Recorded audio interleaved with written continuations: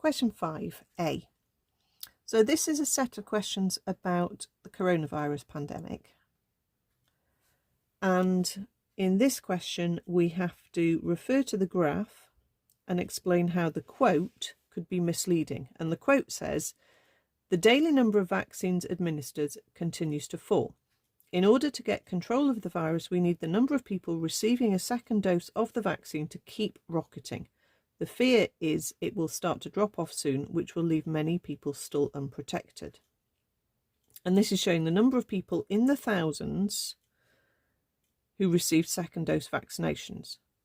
Okay, so there are obviously on some days, pretty much 500,000 people had their dose. Okay, these are in the thousands, that's 500,000, 400,000, etc. So the quote could be misleading because it's not actually telling us how much of the country has had the second dose of the vaccine. If quite a big proportion of the country has already had the second dose, then it will make sense that the number of people receiving their dose number 2 is going to drop. Okay, it can't carry on rising forever because we have a set population.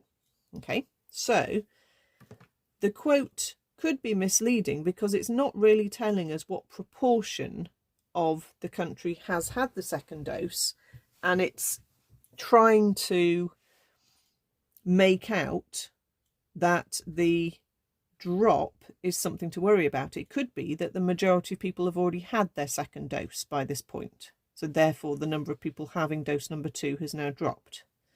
Okay, so think about that. We don't know, we're not told what percentage of the whole country has had the second dose. Okay, it would be more useful to have that. It's trying to make people think that this dropping is a bad thing, but maybe it's not a bad thing if most people have had their second dose.